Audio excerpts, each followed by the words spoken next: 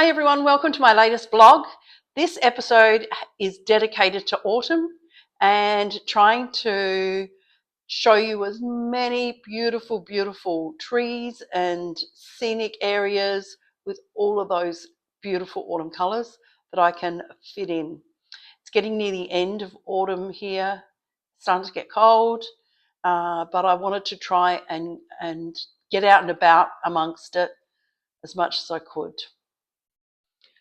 So around Washington itself and my neighbourhood, it's been really good, and I've taken a few shots. I did a walk a couple of weeks ago along the National Harbour, and so took some photos there as well. And look, I've always loved autumn, always. And I know that there's a lot of people out there that love autumn. And back in Adelaide, we don't have a lot of autumnal colours in our neighbourhoods. There's some trees that have been planted, but they're all generally not native to Australia, so they're introduced. So for us, we have to go to a place called Mount Lofty and up into the Adelaide Hills, where there has been a lot of European trees planted, which give us that autumnal colour. And everyone goes in droves in March, April, May, up to Mount Lofty and Stirling in the Adelaide Hills to try and just see these beautiful colours. Well, I've been so fortunate that I'm seeing them everywhere I am here in Washington, DC, and I can't get enough. Last weekend, a few friends and I decided that we really need to take advantage of the colours, and this could be our last chance. And there were some areas that we wanted to check out. And so it was fantastic weekend, long weekend. The 2 days that we did driving were over 12 hours, but 4 states and lots of colour. So the first place we went is a place called the Skyline Drive. It's about an hour and a half west of here in Virginia, and it's 105 miles of the top of the Blue Ridge Mountains in the Shenandoah National Park. And it's designed to go up the top and be able to get these majestic views of the Shenandoah Valley and around, and it was magnificent. There's about 75 stops you can do along the way. There was also some picnic areas, some food and things like that. So it's well set out for a day trip. And so we headed in with our snacks and headed down. It's also part of the Appalachian Trail. Now, the Appalachian Trail is this massive hiking trail that goes all the way from Maine up in the north of the United States right down to Georgia. So I was excited to be on part of the Appalachian Trail. We think we're probably about 2 weeks late. So up the top of the ridge itself, there was a lot of trees that had pretty much lost all their leaves. But we had this lovely blanket of gorgeous colour on the ground. So I didn't mind too much at all. We think, certainly the views out of the valley, there was still low down. There was some great colours. So I've tried to capture all of those. Because there was talk of West Virginia, Shenandoah, we sang Country Roads. We sang it more than once. Country roads, take me home to the place I belong. West Virginia, Mountain Mama, take me home. Country roads. And that's what I think what a good road trip's about. Everyone's singing along. We had hoped to see a lot of wildlife. They have those bins that are bear-proof, and they're really, like it's a heavy lid to open. And someone had gone there in summer and saw some bears. And so I was hoping that we might see a bear or two, knowing that they're near hibernation and they will probably want a bit more food before they go for a big long sleep. It's probably a good thing we didn't see any. We did see a deer by the side of the road. There were 3 deer, but I was driving, and so I just stopped in the middle of the road because there was no one behind me. I went, right, deer to the left. There was 3 deer. I took a few shots. Then someone was coming behind us, so we had to keep going. But I was really impressed to see deer. That was so nice. We were so fortunate with the weather. It was blue skies everywhere. So it meant that our visibility was as wide as it was going to be. The weather was a bit cold. We did have coats on and everything like that. We're in the car. What did we care? We've got a heater in the car if we need it. But so happy that we got those blue skies, because a little bit of cloud, a little bit of rain, and suddenly you can't see anything, and it would have been just a bit disappointing. So I was so impressed what we got to see. And the views were magnificent. It just seemed to be every time you turned the corner, there was another beautiful, beautiful view of fantastic valleys and autumn colours. So here are all the shots that we took, bit of video, some photos. I hope you enjoy the skyline in Shenandoah National Park.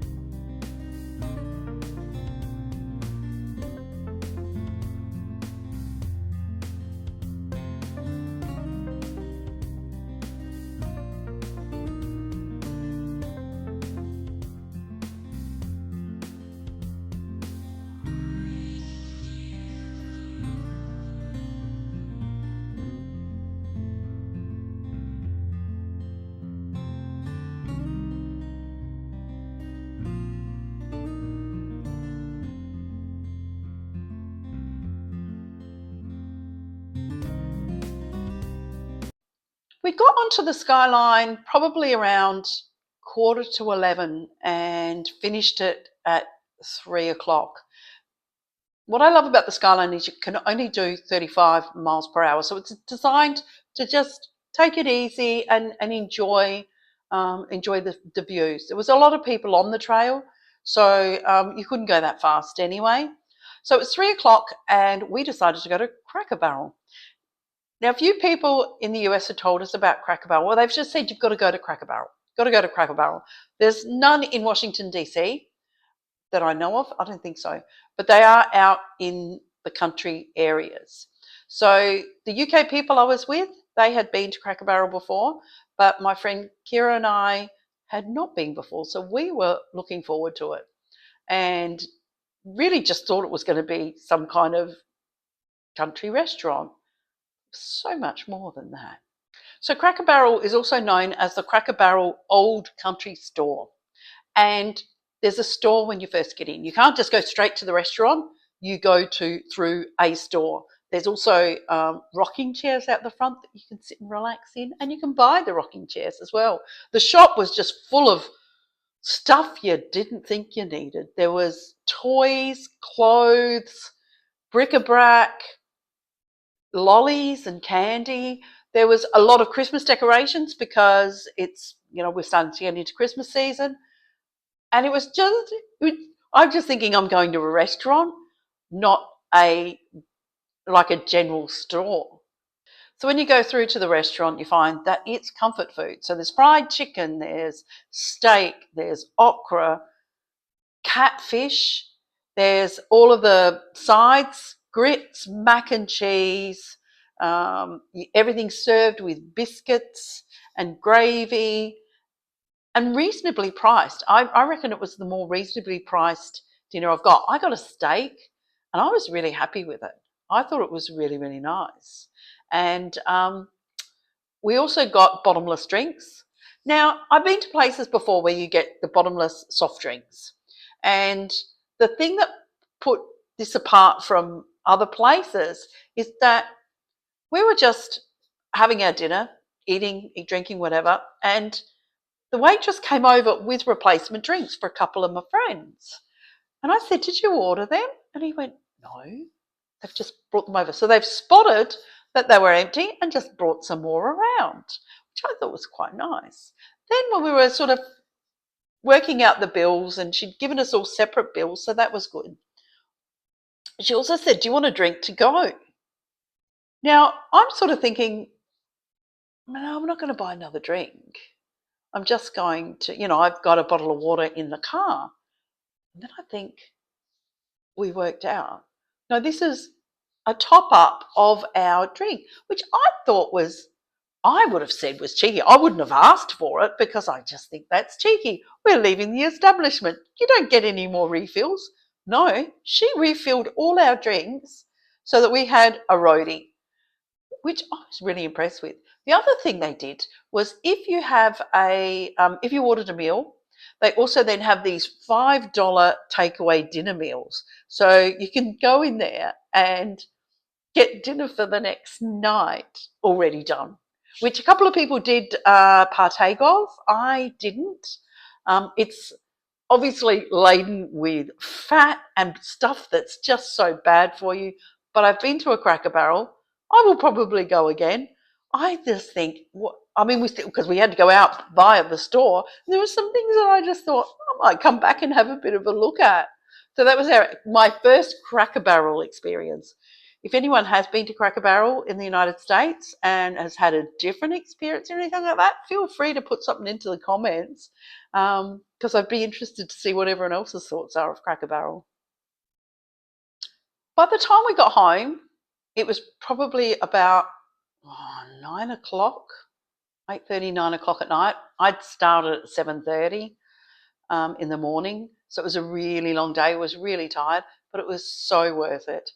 I definitely want to go back and do that skyline again, maybe in different seasons, just to see how it is. It's going to be a long day, but I just think what beautiful, beautiful views you're going to get.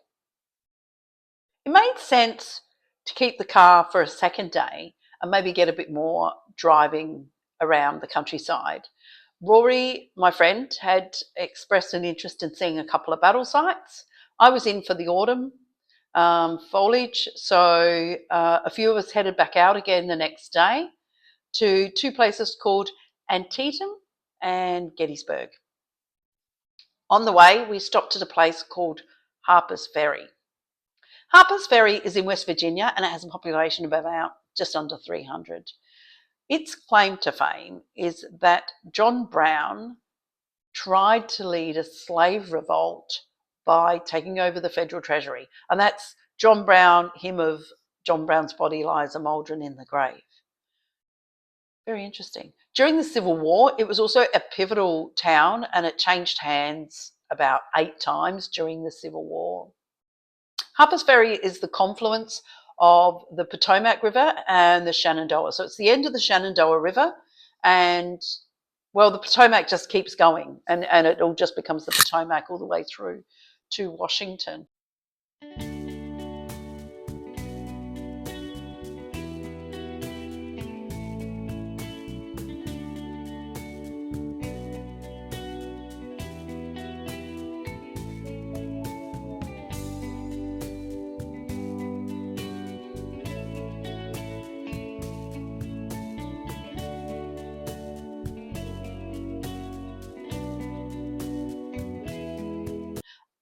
it was beautiful. There was a bridge across that you could go to and some walking trails and hiking trails. We didn't have time because we wanted to get to other things, but my goodness, it's certainly worth going back to and seeing. The town itself, they've kept it nice and old, like the period piece buildings. So that was nice to see as well. I know that during summer, Harper's Ferry is also a popular place, and people do tubing. So what you basically do, there's, I think it's like a big inner tube that you would get, in a pool or something like that down the river, and you just float down. You don't get dragged down with a boat or anything like that. You just float down the river and meander nicely with the current and have a lovely day out. I know a few people have done that, and I don't know why I didn't. I think it was just too hot for me this summer, but certainly something I want to check out again. Harper's Ferry was just such a beautiful place.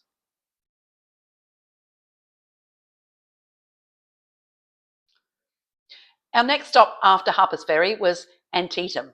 So I'd never heard of Antietam. I didn't even know how to say it before Rory had told me about it. And it's a battle site it's the Antietam Creek, I think. So it was a battle in the Civil War, and just near the town of Sharpsburg. It's the bloodiest day in US military history. Something like 23,000 soldiers died or were wounded or went missing on this one day. So that's both sides, Union and Confederate sides. It was a pivotal point, though, in the Civil War, in that it made the Union start retreating out of Virginia. I'd never been to a battle site before, but I was really impressed how organised it all was. They started with a centre which had some artefacts and some uniforms and a bit of history about what went on. And then you had this lovely viewing area in the back of the centre that you could sort of pinpoint where some of these, some of the happenings of the battle took place. And it was mainly on foot. I believe it was on foot because it was a smallish kind of area. And what you also then had was an app you could get on your phone and key areas around the battlefield. So you then got in your car and drove around to the different spots, and you get commentary on what happened. And it was so interesting. I learned a lot. I didn't know anything about Antietam before then, but what an interesting day. There was also a lot of statues and memorials to the different forces that had, like the different battalions and brigades and things like that, whichever state they'd come from. And so it was a really interesting way to see how they'd done it. And I know that there's a lot of battle sites where they then do the recreations. I only know that from Sweet Home Alabama. But I think I do want to see a recreation of some of the Civil War. I think that'd be really, really interesting. So after Antietam, we wanted to head to Gettysburg. And what I liked about this was it was not on a freeway. It was on just backcountry roads. So it gave us a really good chance to see some of the countryside. I really hadn't seen too much of it. I've just been traveling, I mean, on the train when I'm traveling to and from different cities, but mainly I've just been in cities when I have been looking around. So this was fantastic. At one point we passed a place and there was a sign that said Camp David, and we went, Camp David? Is it the Camp David? The the country retreat of the President of the United States? Can't be. But none of us knew actually where Camp David was. So when we Googled it, it was the Camp David. So it's situated sort of on the border. It's in Maryland, but it's on the border between Maryland and Pennsylvania. So had we known, we might have slowed down and see if we could get a shot of Camp David. Look, I'd say we probably wouldn't have been able to get anywhere near it. It's a secure place. But we were near Camp David. I hadn't expected that. When I think of Gettysburg, I think of the Gettysburg Address. So Abraham Lincoln getting up there going 7 years ago. He actually made that address to open up a memorial cemetery that was dedicated to the people that had fought in the battle back in July. So, yeah, so there was the Battle of Gettysburg, and then, I know, 6 or 7 months later, that's when Lincoln has dedicated the new memorial, the new cemetery, and made that speech. As opposed to Antietam, which was a one-day battle, Gettysburg, the battle was over a number of days and a much wider area. Like Antietam, they had a massive centre to go in there and just find out a bit of history. But because of the significance of the Gettysburg battle and the Gettysburg Address, there was a lot more there. There was a museum and things like that. By the time we got to Gettysburg, it was about 3:15. Now, light fades now at 5 o'clock in the afternoon. So we sort of made the decision, do we want to actually drive the battlefield, or do we want to look at the museum? We really probably couldn't do both. So we decided to let's just get out and look at the battlefield. So that's what we did. Like Antietam, it's well set out, and you've got all of these different points in the area where you can stop and get a bit of commentary. We didn't do the commentary this time. My friend Rory, he gave us the narration, and it was really, really good. Still learned lots. And this is, like I said, it was a much wider area. They were in horses in these areas. There was a lot of the cavalry in this battle. So it was a much wider area. Still really good. Still lots of dedications and memorials and statues. As Steve, my other mate, said, geez, to be a stonemason after the Civil War, that was a good job to have, because there were statues everywhere, and every state, whether they're on Union or Confederate sides, didn't matter. There's memorials everywhere. You're tripping over them. So like Antietam, it was amazing how much has been preserved. They also have towers that you can get up and look at the expanse of the battle site, so that if you did want to, if you're one of these people that actually understood every nuance of the battle and wanted to have a look at where that platoon came up and that one had to retreat, you could do that as well. So it was really, really impressive. Unfortunately, we didn't leave enough time to be able to give it its full justice. But what a magnificent place. Again, I saw lots and lots of autumn leaves and autumn foliage, so it made my day.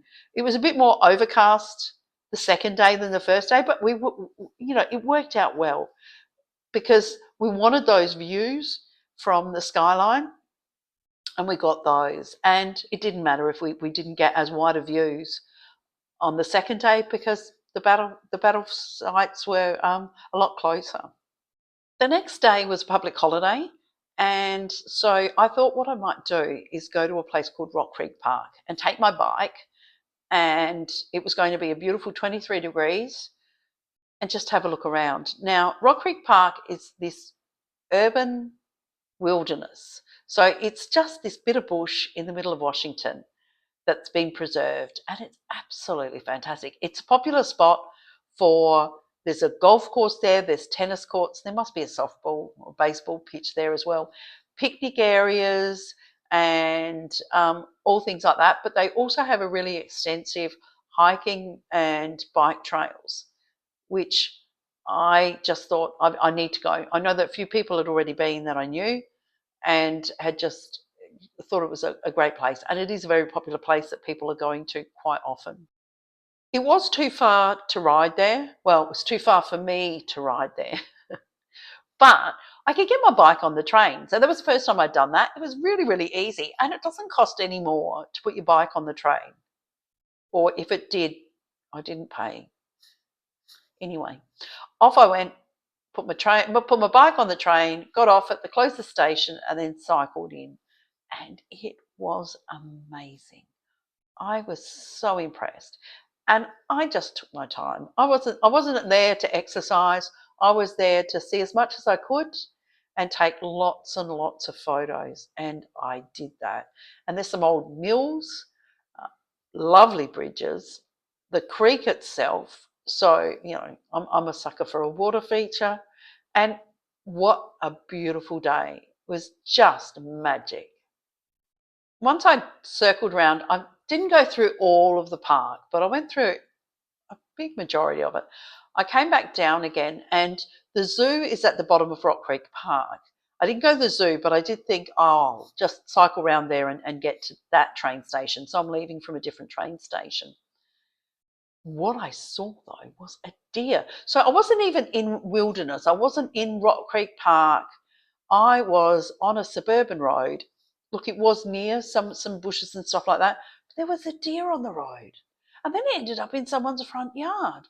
So I was very, very quiet and tried to take some shots of the deer. It was so beautiful. So it was a bit of a deer weekend like that. So I was happy with that. No bears yet, or raccoons. I really want to see a raccoon. But Rock Creek Park, definitely a place I'm going to go back to. Look, in summer it's going to be fine. Winter, it might be snowing. I might see some snow. But I will definitely be going back in autumn. That place was so good. So that was my weekend dedicated to autumn. We're starting to get those days now where it starts very cold, but then by the end of the day it's quite warm and you don't know what to take. Because I don't have a car, normally I would just shove things in my car, coats, scarves, whatever. And if I need them, I've got them, but I don't have a car.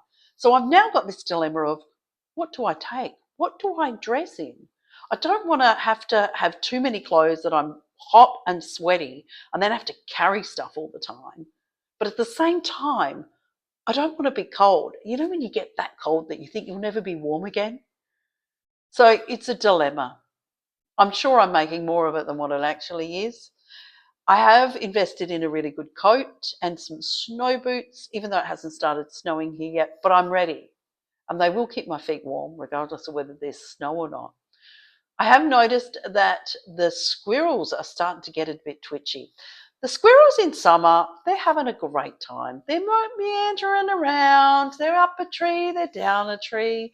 They look like they're having a nice life. I have noticed that they are really getting quite edgy now. And they're just very furtive and looking around.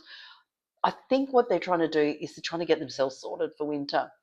One of them had a nut, and I was walking towards it, and it was trying to bury its nut. And then it saw me, and so I had to grab the nut and start running away from me. I think it thought I was going to get in on its stash. So anyway, squirrels are starting to look a little bit, I don't know what the word is, but geez, they're looking very twitchy, very edgy, and so I'll keep an eye on the poor little squirrels. That's all I've got for you this time. Hope you've enjoyed it. If you've got any questions, please let me know. Otherwise, I'll see you next time. Bye.